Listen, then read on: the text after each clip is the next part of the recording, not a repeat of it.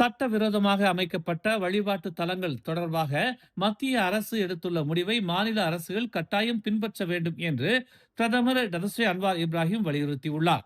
இந்த விவகாரத்தில் திடமான முடிவு எடுத்துள்ள நிலையில் எதிர்க்கட்சிகள் ஆட்சி நடத்தும் மாநில அரசுகளையும் சேர்த்து அனைத்து மாநில அரசுகளுடனும் ஆலோசனை நடத்த உள்ளதாக அவர் கூறினார். அரசியல் வேறுபாடுகளை ஒதுக்கி வைப்போம் என்று அவர் குறிப்பிட்டார். சட்டவிரோத வழிபாட்டு தலங்கள் தொடர்பான விவகாரம் மிகவும் சிக்கலானது என்றும் இதற்கான கொள்கை உருவாக்கப்படுவதற்கு 2 ஆண்டுகளுக்கும் மேலாக நேரம் எடுத்துக் கொண்டதாகவும் அன்வார் ஒப்புக்கொண்டார்.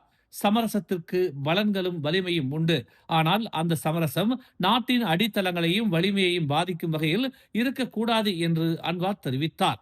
ஏற்கனவே சட்ட விதிகளை திட்டமிட்டு மீறி கட்டப்பட்ட எந்த வழிபாட்டு தலத்தின் மீதும் நடவடிக்கை எடுக்க உள்ளாட்சி நிர்வாகங்களுக்கு அதிகாரம் வழங்கப்பட்டுள்ளதாக மத்திய அரசு அறிவித்திருந்தது. மேலும் ஒழுங்குமுறை விதிமுறைகளை பின்பற்றாத எந்த வழிபாட்டு தலங்களின் கட்டுமானத்தையும் இனி அனுமதிக்க மாட்டோம் என்றும் அன்வார் தெளிவுபடுத்தினார். இந்த விவகாரம் அண்மைய வாரங்களில் அதிக கவனம் பெற்றுள்ள நிலையில் இந்து சமூகத்தைச் சேர்ந்த பல அரசியல்வாதிகள் அமைதியையும் கட்டுப்பாட்டையும் கடைபிடிக்க வேண்டும் என்று அழைப்பு விடுத்திருந்தனர்.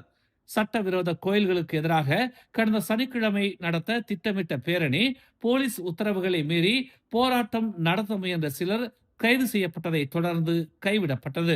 மேலும் செய்திகளை தெரிந்து கொள்ள தமிழ் மலர் இணையதளம், தமிழ் மலர் செயலி மற்றும் மலர் டிவி யூடியூப் சேனலை வலம் வாருங்கள். எங்களோடு இணைந்திருக்க மலர் டிவியை பதிவு செய்து கொள்ளுங்கள்.